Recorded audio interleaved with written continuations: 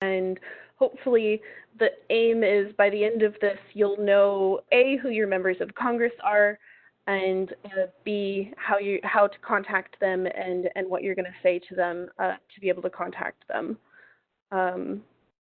So before we start, I just need to be clear that we're not going to be giving anybody any tax advice.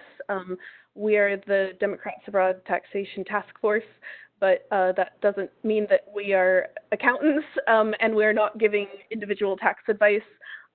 So if you perhaps thought that that was what this is, it's not, but I just need to say that up front and clarify that this is a webinar on how to contact your members of Congress, and we're the Taxation Task Force because of the advocacy work that we do, contacting members of Congress about changing the law.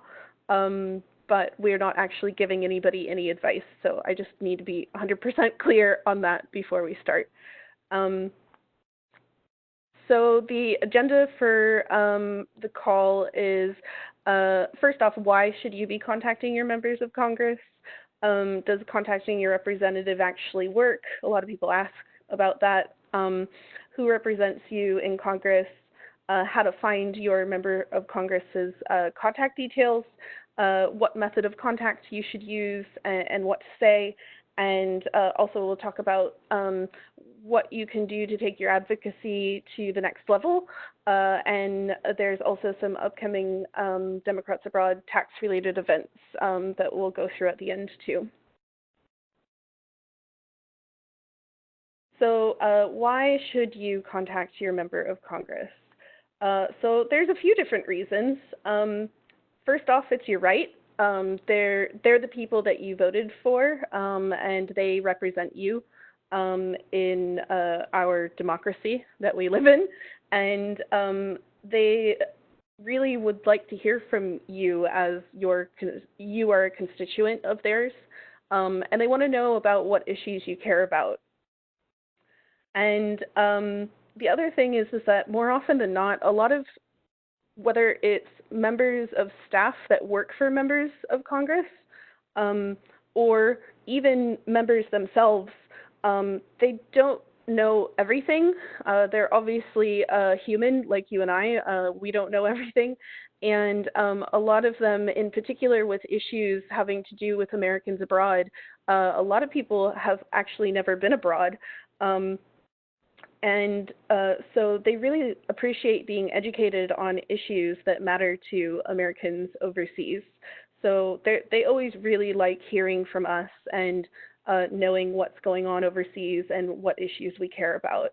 And also, in general, it just helps to build the profile of Americans abroad community, which a lot of the time, like I mentioned, a lot of members of Congress and people that work in Congress have never actually been overseas, and these are the people that are writing the laws that impact on us. So if they don't know about issues that we care about and they're writing the law, then they can potentially forget about the impact that passing different laws can have on us. So it's really important to contact your member of Congress, and this is actually one of the things that makes being in a democracy really great, and it also helps in terms of just working with and being basically part of the civil process. So does contacting your representatives actually work? In short, the answer is yes.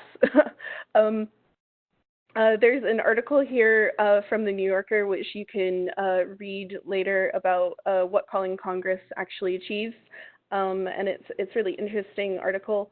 But it, more than anything, is useful for us to contact in regards to the kind of tax issues that Americans abroad face. Specifically, it's one of those things where a lot of people aren't contacting their members of Congress about it because they're either scared that they're doing something wrong, or a lot of, statistically, Americans abroad are have a really high percentage of non-compliance, which means that a lot of Americans living overseas are not filing with the IRS every year, and it's because they file their taxes in the country that they live in, and it's not until some kind of an event happens in their life where they realize that they actually should have been filing with the IRS as well. And because of this unique citizenship-based tax system that Americans live under, people often get caught and find out about it during a really vulnerable point in their lives.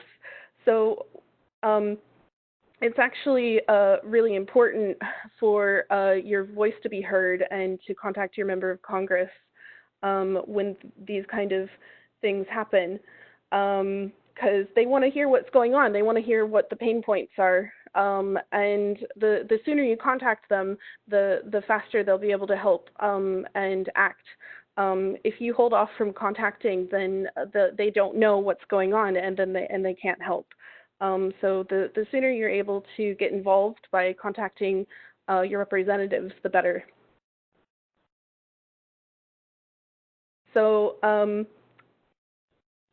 on the PDF, it doesn't, it gives you the answer already. So one of the things that I get from people is, a question asked is, if you are non-compliant, so you haven't filed your U.S. federal tax return with the IRS, and you contact your members of Congress about tax, could you be red flagged by the IRS? So the answer is no.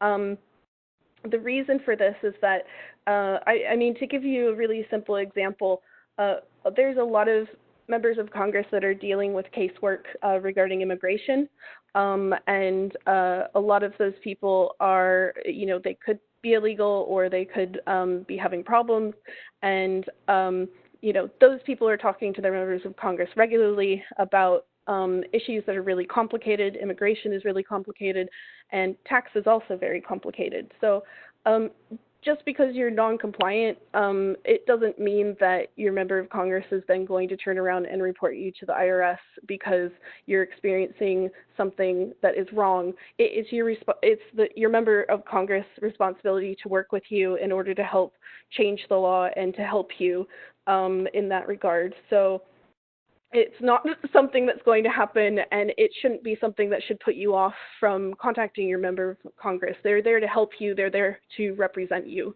So there's no risk, and there's also no reason that you shouldn't be able to contact them. So you don't have anything to fear on that. So I just kind of wanted to point that out and get that thought out of the way, so that there's nothing stopping you from being able to contact your member of Congress about your tax issues.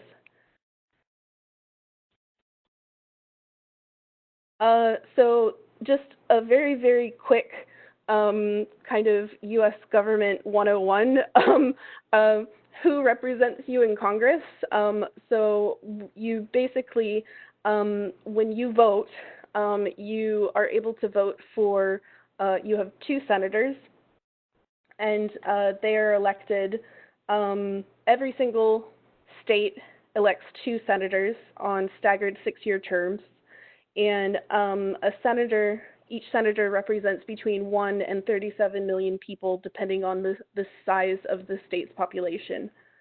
On the House of Representatives side, the states are also divided into 435 congressional districts with a population of about 710,000 people each.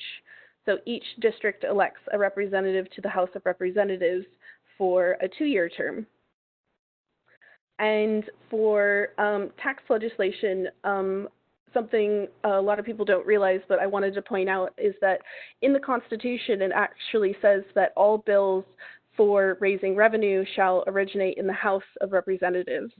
So in case you're limited on time, like if you only want to contact one representative, I would recommend starting with your House rep, just purely from the perspective of that's where any kind of tax legislation or change for our tax advocacy issues is going to start.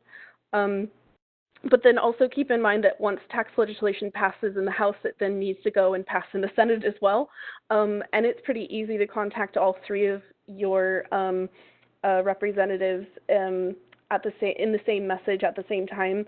So I'd encourage you to do all three at the same time if you can, but some people have been like, oh, what's more important?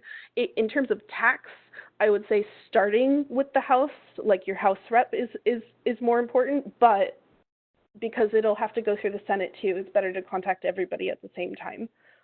But just so that you guys know about that. Okay, so how to find your members of Congress. So you can, I've tried to make this as simple as possible. There's a lot of different websites that can help point you in the right direction. But one of the easiest things to do to look up who your members of Congress are is to go to whoismyrepresentative.com and enter your zip code for where you last lived or where you vote. And if you get more than one House rep displayed on whoismyrepresentative.com, sometimes zip code areas are split between 2 or even up to 3 members of Congress. So you can also follow this process, which is you go to whoismyrepresentative.com, and then it'll show you like 2 people. What you could then follow up with is you can go to house.gov and enter your zip code there, and then put in your full address.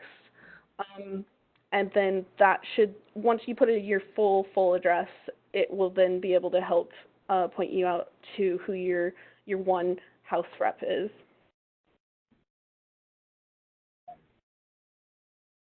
So what method should you use to contact? Basically, there's 2 different ways as an American living overseas. You can either call them with a phone call, or you can write to them. And there's basically kind of 2 different ways that you can call them. You can call the phone number on your members at your member's office, and sometimes there isn't an operator. Sometimes you just have the option to leave a voicemail, which is fine. You can totally do that, and that is just as effective as speaking to a person. But obviously, if you can speak to an operator, that is an ideal scenario because they'll basically write down your information, and it will then go into they kind of like filter through all the different issues, and then ideally they'll report it back to you by email. The other way is by writing in.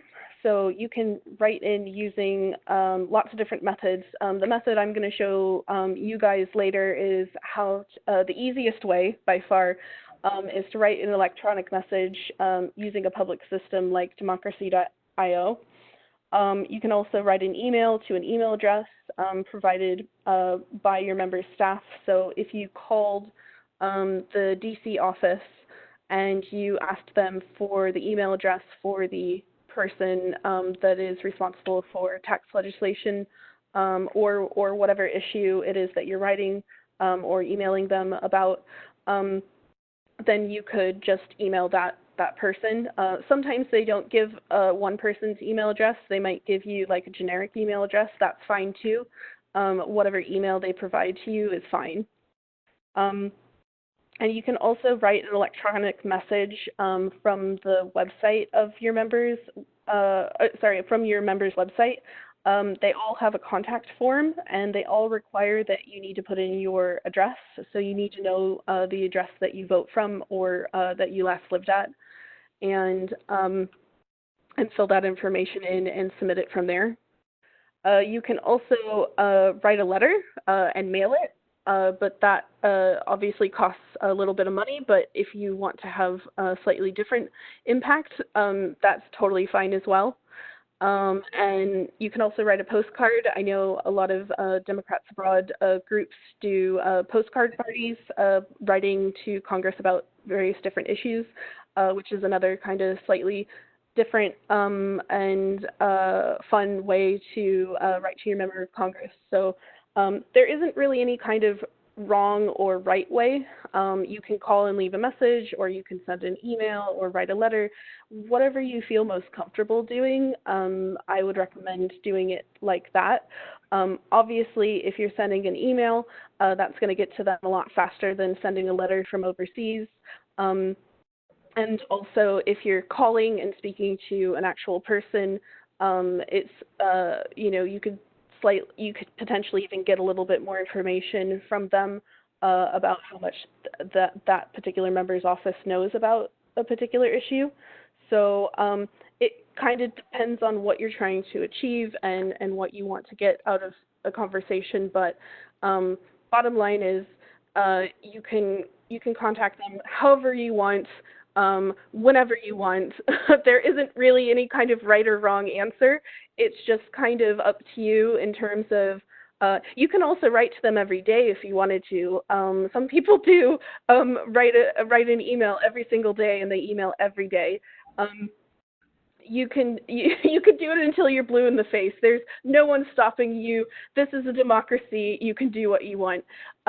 So that's kind of it. There's not really any limit in that respect. So moving on. So one of the things. One question. Oh, yeah. Rebecca? Yeah, we did have somebody who made a remark, and I think it would probably be interesting to talk about this right now. That it's important to remember that if you're wanting a legislative change, like a change to the tax code from your specific members of Congress, that contacting them with this kind of messaging on social media is largely pointless.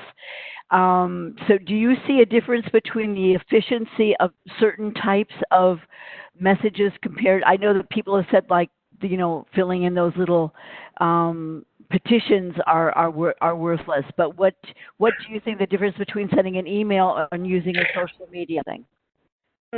Well, social media is it's one way. I think, I'm not 100% sure, but I think that there's a certain amount of attention that those kind of things get in a member's office. The thing is that there's no way for them to be able to tie it together on whether you're an actual constituent or not. So by sending an email or calling and saying, I'm a constituent, and providing your address, it's a lot more effective. And yeah, I was just reading another message. If you're really trying to have if you're asking for a legislative change, in this case, to change the tax code, and you want that change to come from your specific members of Congress, if you're contacting them on social media, it doesn't really do anything. If you want other people to see what you believe in, I think that's slightly different. But if you're wanting to actually affect change, then writing to them or calling them is the most effective means. Okay, thanks a lot. Yeah. So for those of us that, well, I mean, all of us are overseas, calling the U.S. For some people can be really expensive, but there's actually a lot of different options online for calling the United States for free now. So this is the one that's the easiest. You can actually use Google Hangouts. And that's an app that you can download onto your phone or your smartphone, your computer, or your tablet by going to hangouts.google.com, and you can call the U.S. for free using the internet or Wi-Fi. So that's a really simple, easy way for you to call if that's the method that you choose. And then email. So you can email your member of Congress, and as I mentioned, there's democracy.io. So I'm going to go ahead and show you guys really how I contact my members of Congress. So I'm just quickly going to flip it over. So you see my screen?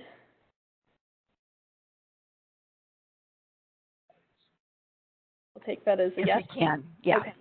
So yeah, so this is just democracy.io, and it's a really simple website where it makes it really easy to write to your representative. So here we have, it's just asking for your street address.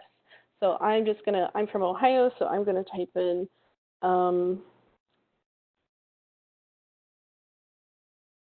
my address in Ohio.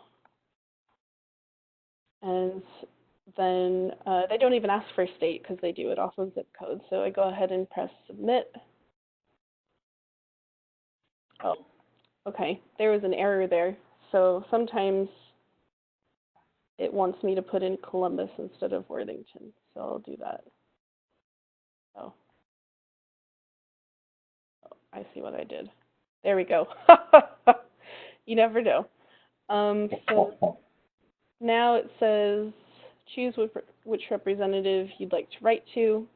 So there you can see both of my senators, Sherrod Brown and Robert Portman, and my representative in the House, Joyce Beatty, has shown up. So you can untick these, but like I said, it's really easy to just leave all of them ticked and then send the same message to them.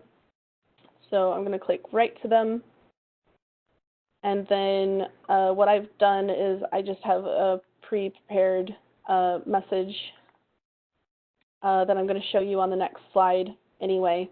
But here I've just written out that my name is Rebecca Lammers and I vote in your district. I live in the United Kingdom, and like other Americans living abroad, I am required to file taxes both in the US and in the United Kingdom.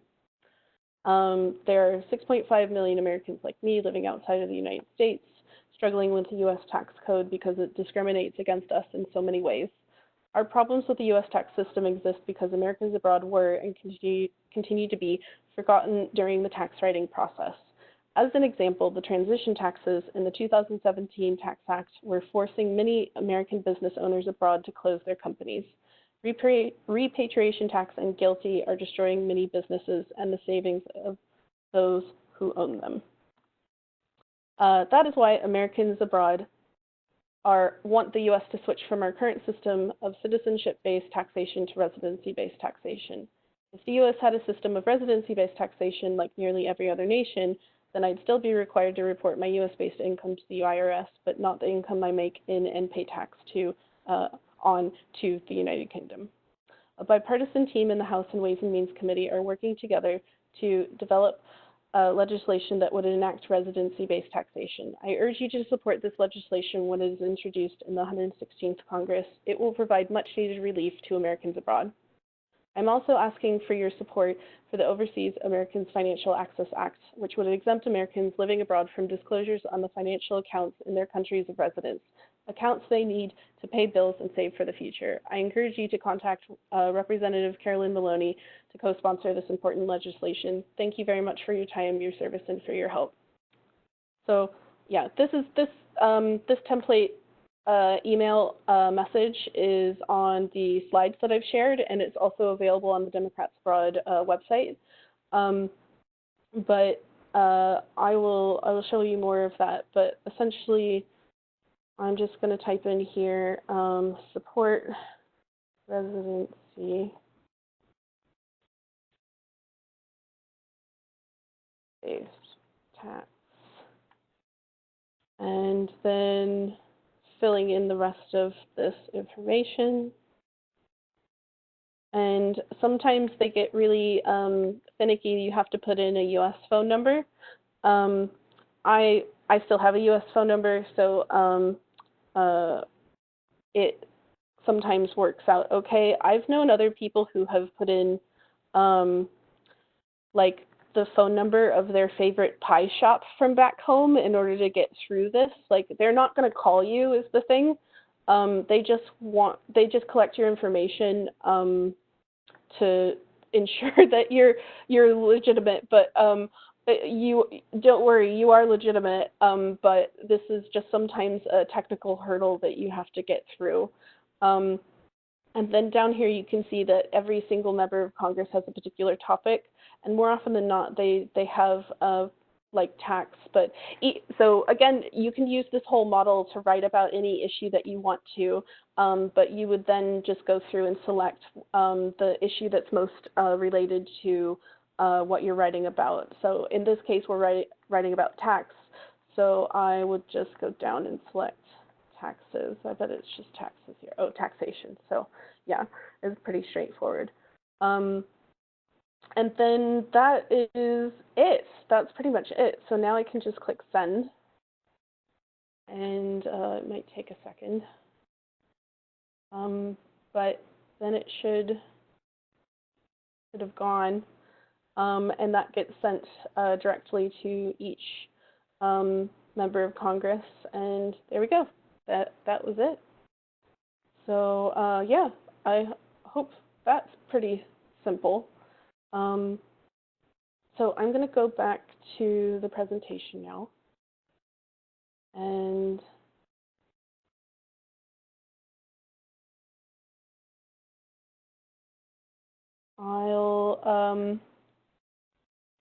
yeah, so this is the template message that you just saw. And you can change it to say however much or as little as we want. There's not really, again, the sky is the limit. It's whatever, however much you want to say in the message. Sometimes there's a limit in terms of the word count, but this is a pretty long message, so something around this length generally works okay. And so yeah, so the template message that's available, it's both available in the tax reform campaign guide that was sent out by email to those of you that are on the Taxation Task Force mailing list.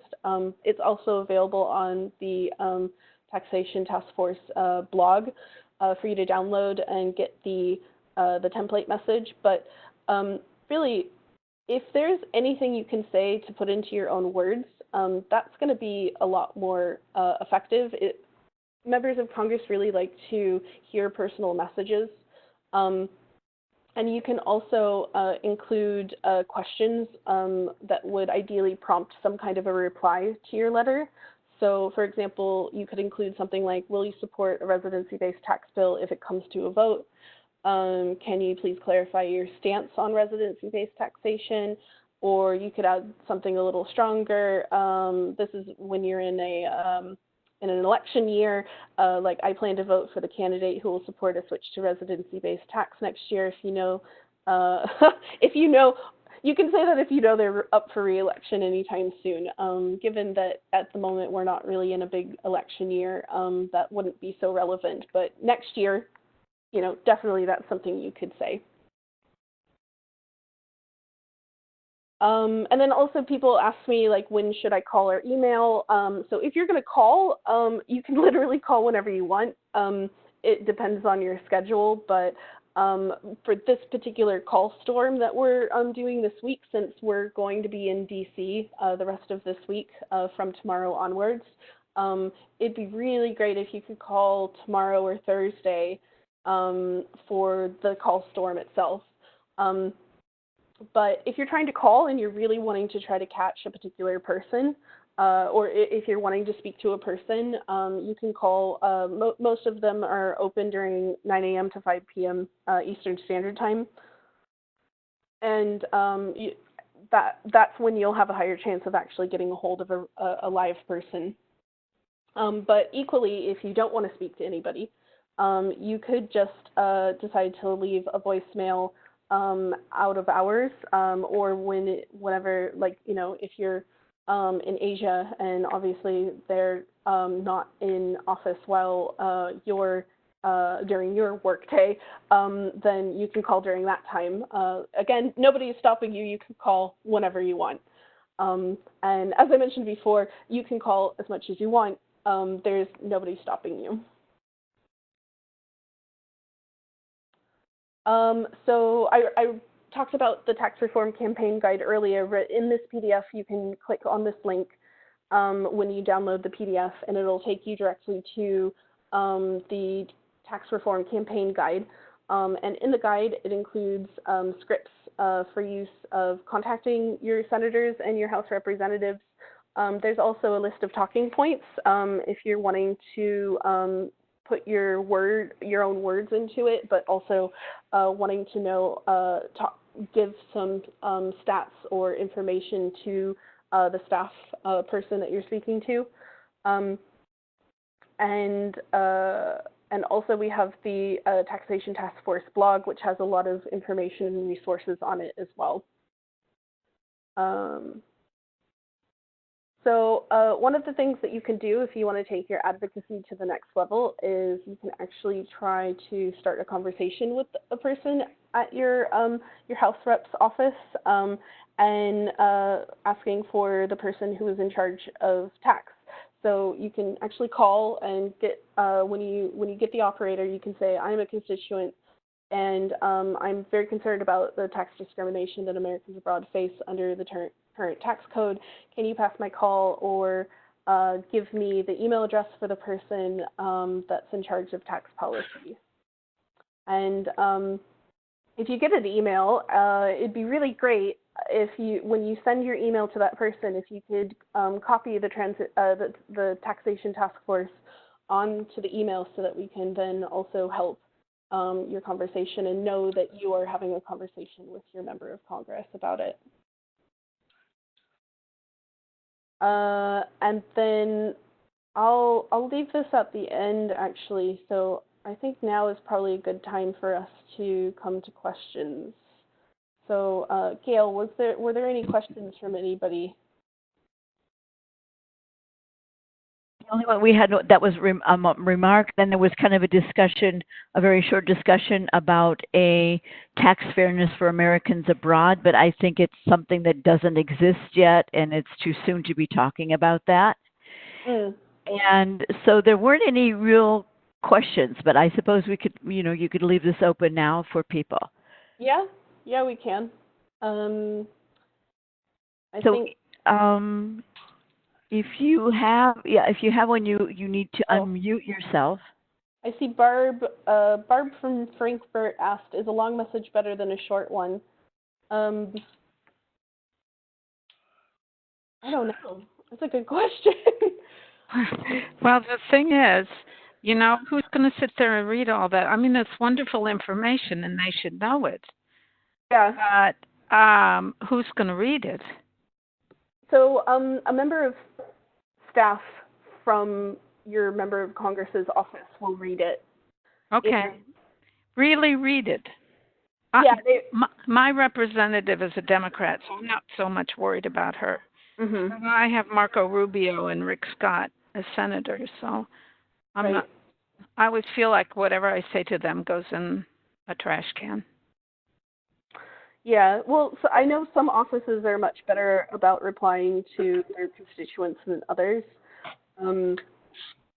They definitely do, in a way, they kind of take what you're saying and they kind of log how much or little they're hearing about a particular issue. So if they're hearing a lot about education or healthcare or tax, then they're going to take that under consideration in terms of how much time they're spending on different issues. Mm-hmm.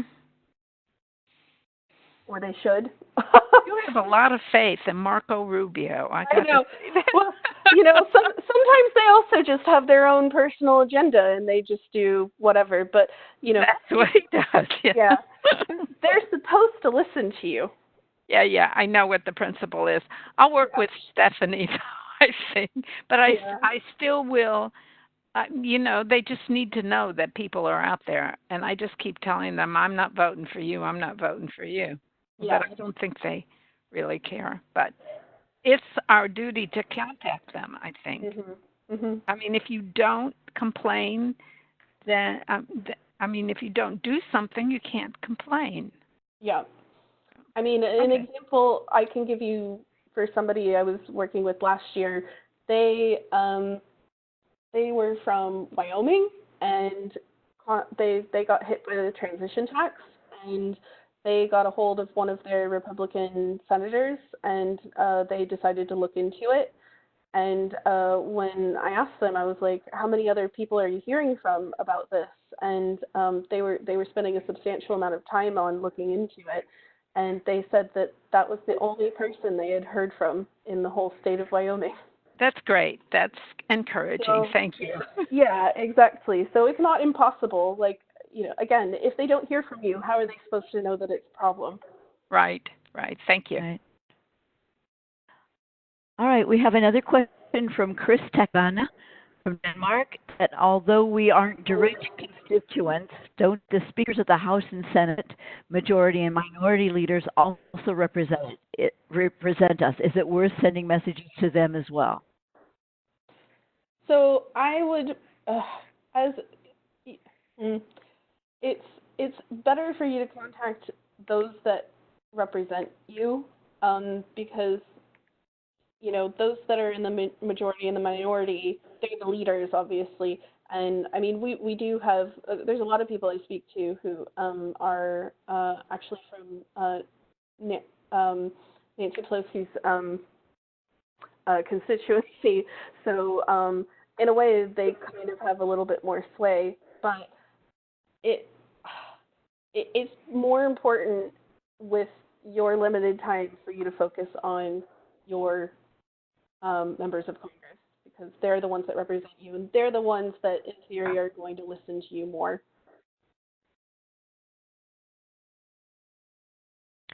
Okay. Does anybody else have any? There aren't any more written questions here. Does anybody else have any questions they'd like to ask before Rebecca talks about what's going on this fall?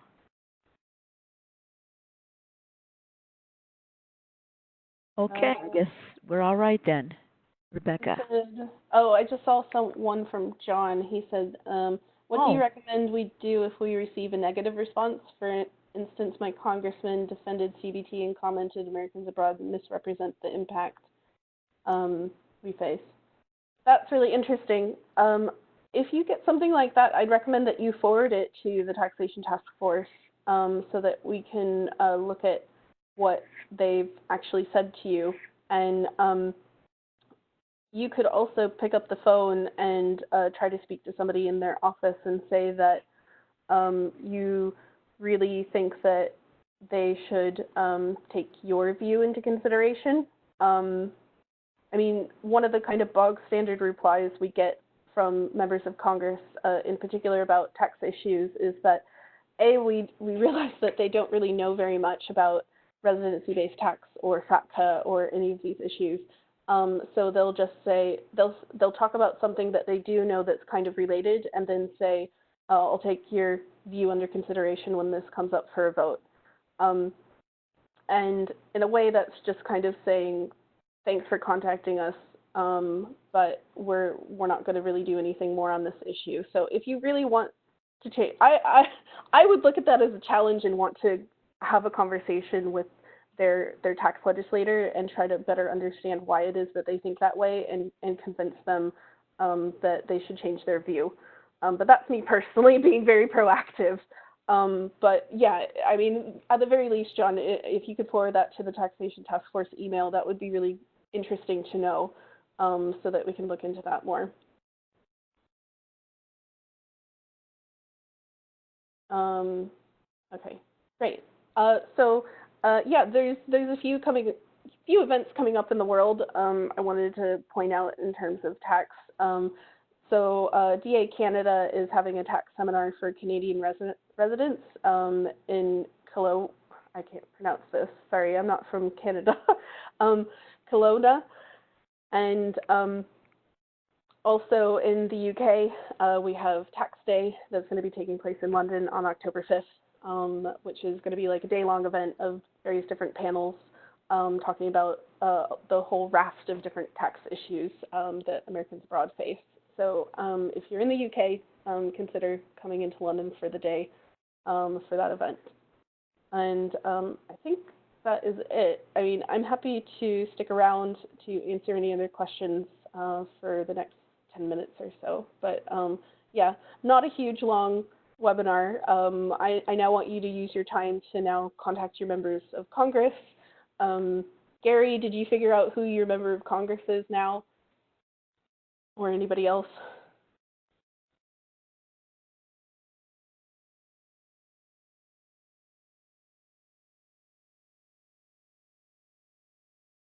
Or you're all busy writing to your member of Congress now?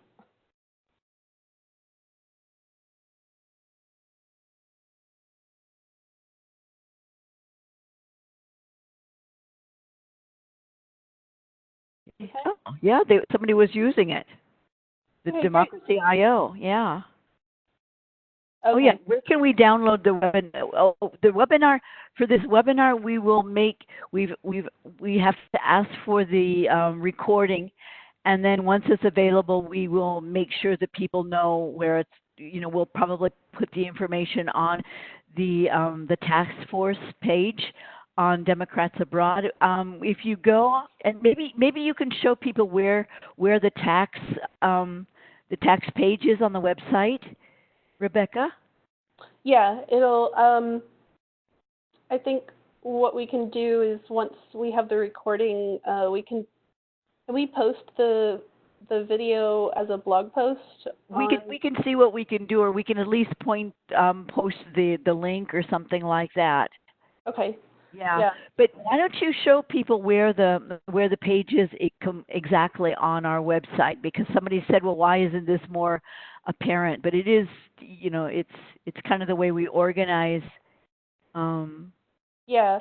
I actually just type in democratsabroad.org/taxation, and that brings you directly to all the tax blog.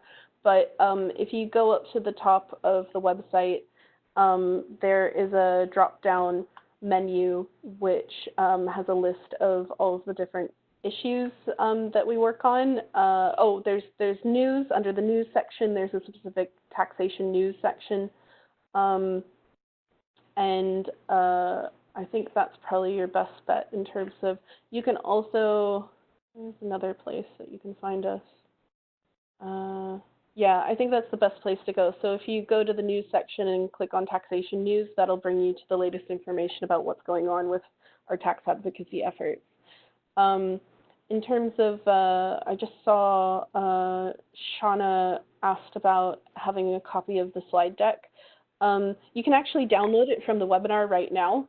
I'm not 100% sure how do you do. Gail, do you know how they would download? Let me figure out. I'll play around and I'll let you know. 2 seconds. Okay. But I think once we get the recording of the video up on the blog as well, we can also include a PDF of the slides there as well. So hopefully that will make it easier for everybody. All right, file. Oh, here, maybe if you do file, up at the top, file, save or save as. Ah, okay. Yeah, or save all even, yeah. Yep, I see that. Then you just needed to change it over to PDF, and then you can download it from there. So I hope that's clear, Shauna. If you have problems with that, let us know.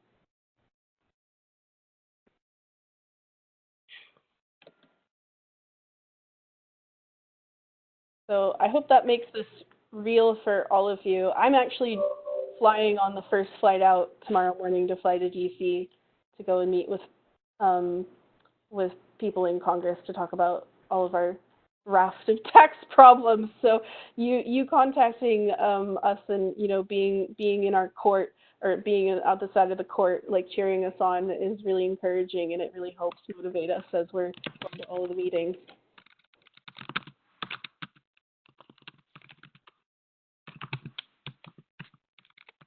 Okay, Shauna got the PDF, so that's great.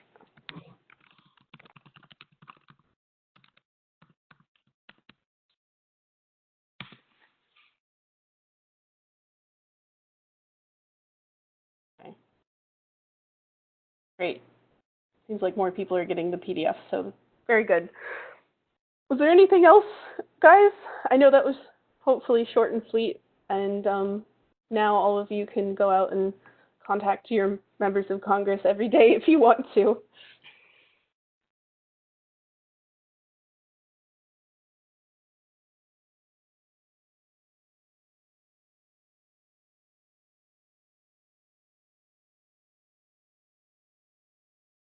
Okay, I think that might be it.